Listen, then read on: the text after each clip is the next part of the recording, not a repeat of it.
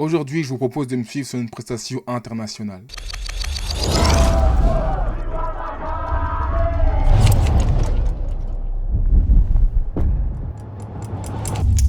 Je travaille avec cette artiste depuis plus d'1 an maintenant. Je l'ai couverte sur plusieurs types d'événements comme du festival, de la soirée, du club. Et cette fois-ci, elle avait besoin de moi, non pas à Amsterdam, là où on est basé, mais à Madrid, en Espagne, pour une soirée. Donc pour cette date, j'ai pris l'avion le jour de la prestation, je suis arrivé, j'ai filmé toute la soirée et la nuit, et je suis reparti le lendemain à Amsterdam. Le but de cette vidéo, c'est de vous montrer concrètement comment ça se passe quand tu travailles à l'international avec un artiste en l'occurrence, les règles implicites, ce qu'il faut filmer, ce qu'il ne faut pas filmer, bref, comment je fonctionne dans une prestation comme celle-là. Mais on en parle maintenant, let's get it.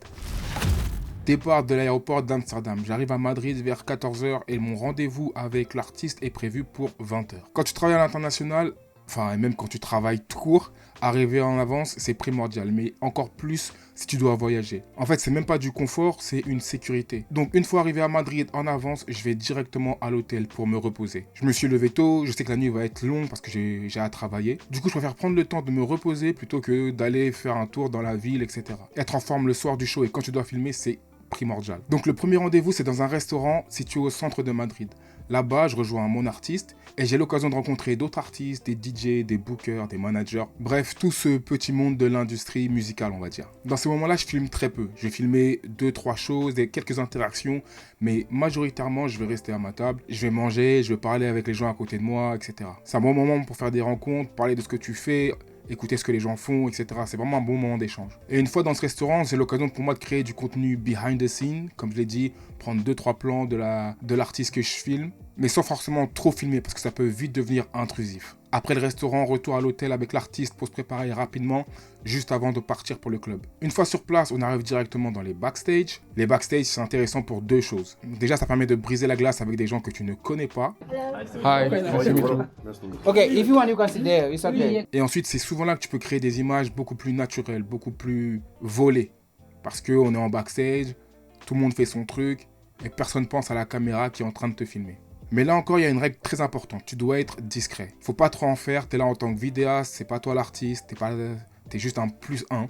Donc tu dois vraiment être dans les backstage, prendre quelques plans, et voilà. Là en l'occurrence, avant de monter sur scène, la DJ devait passer une interview, c'est pour ça qu'on est là. Et là pareil, j'essaie d'être le moins intrusif possible pour laisser l'équipe de vidéastes mener à bien leur interview. Une fois l'interview terminée, quand l'heure de passage de l'artiste en question approche, c'est là où tout devient un peu serré. La pression elle monte pour l'artiste et à ce moment-là, mon rôle il change aussi un peu. J'ai toujours été très discret, etc. Mais là, je dois vraiment être encore plus invisible qu'avant. Mais tout en étant prêt à filmer à chaque instant. C'est-à-dire que ma caméra, je l'ai sur moi, elle est toujours limite sur on et je suis prêt à filmer toutes les interactions, tout ce qui va se passer, l'artiste qui monte sur scène, etc. C'est aussi pour moi le moment où je découvre le club, la foule, l'ambiance, l'énergie. Sur certains événements, on a l'occasion d'aller dans la soirée avant pour découvrir un peu comment ça se passe, regarder un peu les profils, etc. Mais là, en l'occurrence, on est allé directement dans les backstage, on a fait l'interview, donc on n'a pas eu le temps d'aller vraiment découvrir le club. Donc là, c'est vraiment la première, le DJ va bientôt passer et on découvre en même temps l'énergie de la salle.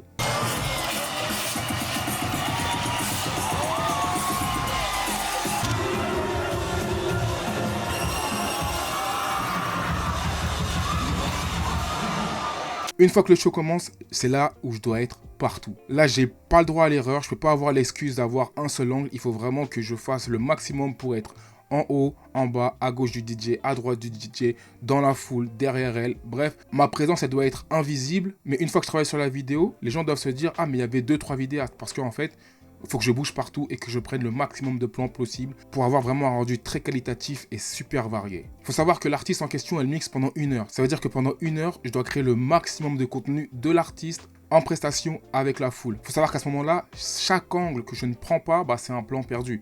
C'est pour ça que je dis qu'il faut vraiment être partout et pendant cette heure-là, je suis limite toujours avec le bouton REC allumé. Une fois le show terminé, on retourne en backstage. Et c'est souvent le moment du feedback. Comment ça s'est passé? Qu'est-ce que tu as pensé de mon passage? Est-ce que tu as des bonnes images, etc.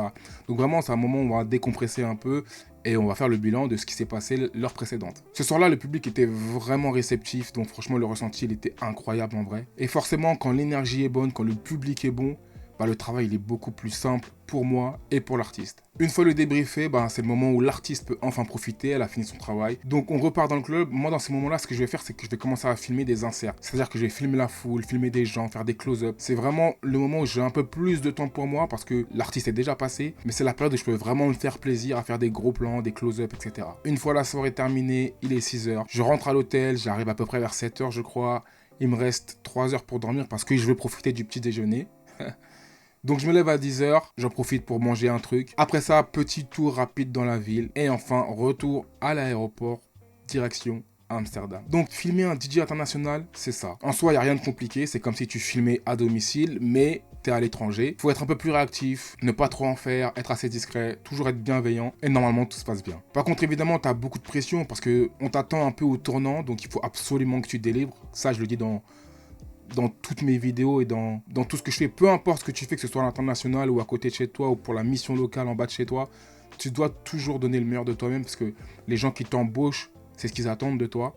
Et si tu veux continuer à évoluer et continuer à être rappelé, c'est le minimum que tu dois faire. Donc en soi, il ne faut pas juste faire de belles images, il faut aussi comprendre les codes de l'industrie dans laquelle tu évolues et te calquer en fonction de ça sur ce que tu dois faire ou ne pas faire. Si tu ne me connais pas, je m'appelle Gilles, je suis vidéaste freelance depuis 1 an et demi. Je partage tous mes secrets sur cette chaîne, donc si ça t'intéresse, n'hésite pas à t'abonner. On se dit à la prochaine vidéo et n'oublie pas d'ici là, si tu dors, ta vie dort.